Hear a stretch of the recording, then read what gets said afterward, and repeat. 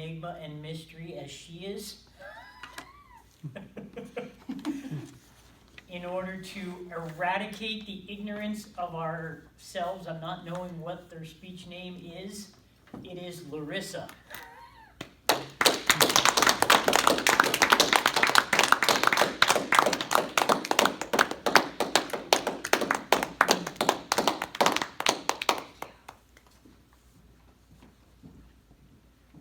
Toastmasters, it's that time again.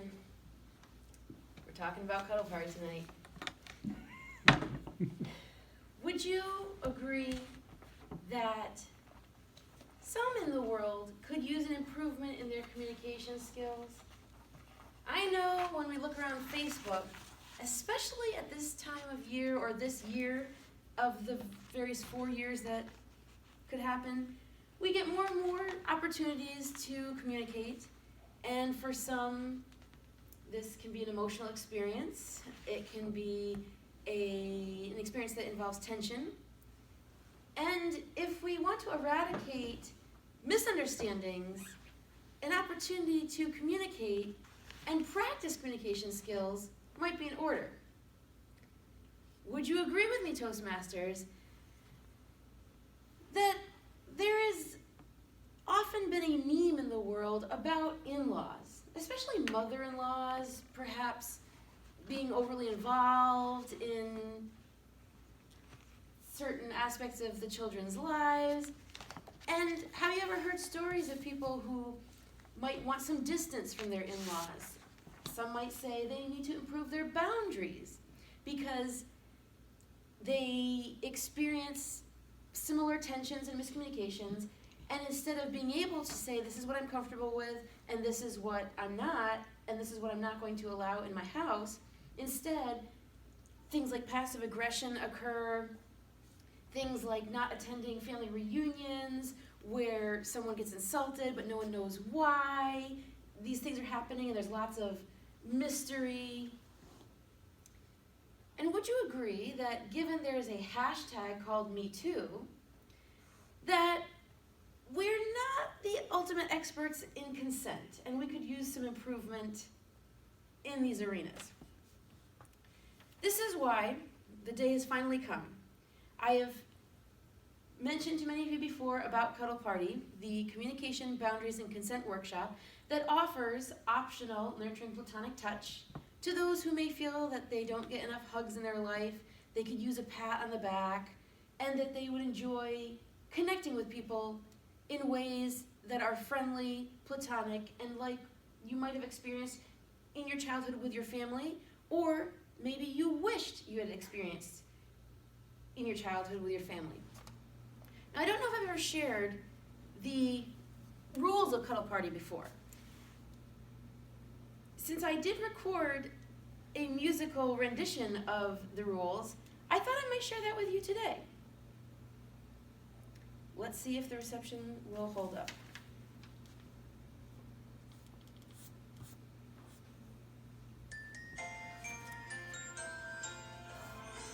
The first rule of Cuddle Party that I share with thee, pajamas stay on the whole time. The second rule of Cuddle Party that I share with thee, you don't have to cuddle anyone you don't want to. The third rule of Cuddle Party that we share with thee, you must ask permission and your simple verbal yes before you touch anyone. The fourth rule of Cuddle Party that we share with thee, if you're a yes, say no. An invitation, say yes. If you're a no, say no. The fifth rule of Cuddle Party that we share with thee, if you're a maybe, say no. If you're a yes, say yes. If you're a no, ask permission. You don't have to cuddle anyone. The sixth rule of Cuddle Party that we share with thee, you're encouraged to change your mind. If you're a yes, say no. If you're a yes, say yes. And you don't have to cuddle anyone. The seventh rule of Cuddle Party that we share with thee, respect your relationship agreement.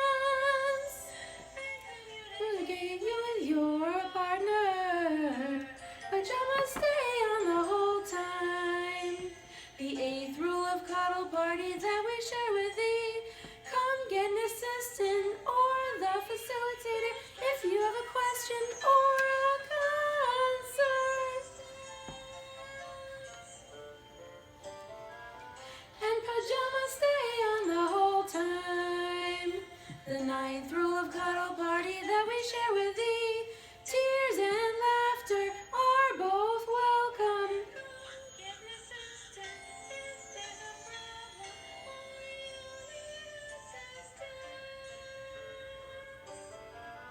And pajamas stay on the whole time.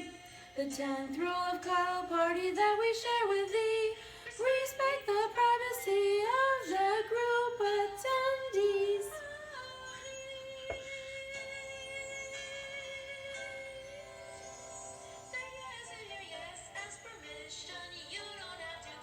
And pajamas stay on the whole time. The 11th rule of cuddle party that we share with thee. Keep the cuddle space tidy. Tidy, tidy.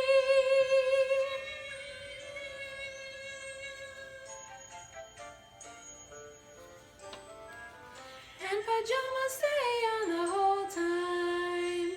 The 12th rule of cuddle party that we share with thee. We hope you have a great time.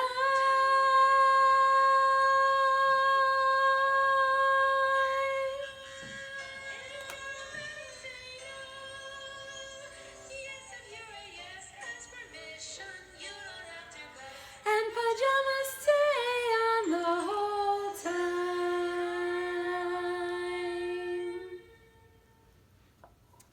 So I did bring a little bit of information to share with you all in case any of this would be interesting to you, or if you know anyone who might be interested, please pass along the information because I actually need reviewers for my first 3 events. And if I don't get enough reviewers, it doesn't count and I have to do it all over again. So please take that guilt trip in fully. Now, the second part of this particular speech from this manual is that I take questions after the speech for 2 to 3 minutes. So does anyone have any curiosities, questions, anything you could ask even just for fun of the manual requirements? I had heard about this cuddle party a number of years ago. When did it first start? Actually, it's funny you should ask. It started 16 years ago, or 4 in leap years, and the reason it's being held at this particular date, the leap year 29th, is because it is the anniversary of Cuddle Party. Are there really 12 rules? It's funny you should mention that. There officially are actually 11 rules, and I added the last one, we hope you have a great time, because number 1, it felt more balanced. Number 2, I do hope we have a great time. And number 3, it fit better with the song. Does it get very untidy? Well, in the closing, some people actually enjoy folding blankets. It helps them feel complete and like their night is over. And it can be tough to transition from, being snuggly and sleepy and all this oxytocin being released, and then transitioning to, okay, we have to drive now. So some people find retidying the space can be helpful. Additionally, drinks are to be in a covered container because no one likes to cuddle in a puddle. So tidiness can have different layers of importance for these events. Gotcha. Pajamas required or pajamas as a come as you feel like? More the second. Pajamas can make it more fun and cozy, and some people like to change when they get there, especially if they're in binding clothing like jeans or a suit or something. They like to feel more comfortable. I tend to like to be comfortable in my daily life, so I wear my typically stretchy pants and a t-shirt. And for my cuddle parties, I'm going to have a higher requirement of clothing. Other people there's certain things that have to be covered and worn. I actually want a little bit more covered, so my cuddle parties are going to require sleeves to about here, although I'll accept halfway down on the bicep, long pants to the ankle, and socks that come up at least to the ankle or higher, because I have various reasons for this, but that's what my boundaries will be. And since this entire experience is about having boundaries and exploring them, I thought it would be a good opportunity to work on those boundaries. Where is this? So this cuddle party is going to be in Mansfield, Connecticut, and if people put in their information, they can be given the exact address. And future ones hopefully will be there as well, but I'm looking for also other places that would like to host a cuddle party and may have a community that wants to experience this. And it can be anywhere where there's space. You know, people can bring their own pillows, blankets, cushiony things to sit on. Couches are great, and there have been many options. Hopefully there will be many more in Eastern Connecticut. Have many people brought couches to these parties? Possibly inflatable ones, or those kind that, you know, that you'd go like this and then you close it and then you sit on. Nice. I like But that. the ones I've been to had the couches on site already. But even yoga mats, like the thick squishy kind, could work, you know, to not bruise your hip or something. And some people like to sit up. This venue will have backjacks, pillows, blankets, couches, a mat, and Zafulu pillows.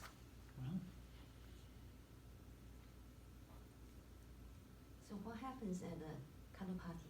So the entire first hour of cuddle party is the welcome circle, where we introduce each other and, well, ourselves to each other, and we go over the rules and what the rules mean and kind of examples of the rules, like the maybe rule, for example. There's a story of someone who, I guess they were a bartender, and they witnessed this exchange where a guy came up to a woman and asked if he could buy her a drink, and she's like, maybe later. So 15 minutes later, he comes back, because that's later, and he asks again, and she's like, maybe later. So half an hour later, he comes back and asks again, just like she told him, might be later, and she kind of got annoyed, like, aren't you getting the hint? I don't want your interaction. But he was actually doing precisely what she had said of maybe later.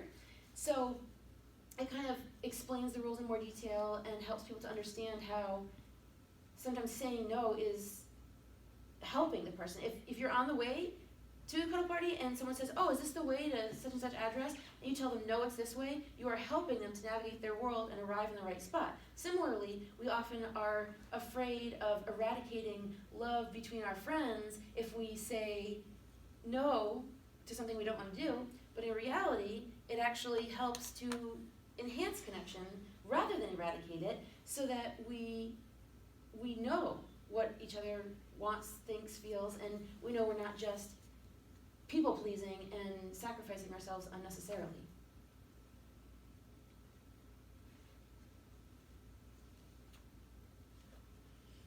Oh, and then there's the open portion where people can practice their skills, and then there's a closing circle at the end.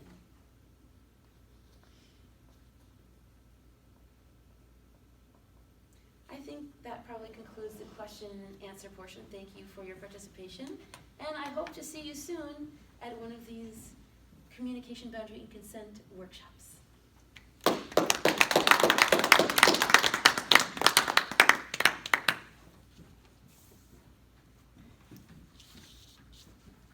thank you for fulfilling all the expectations of a mystery speaker.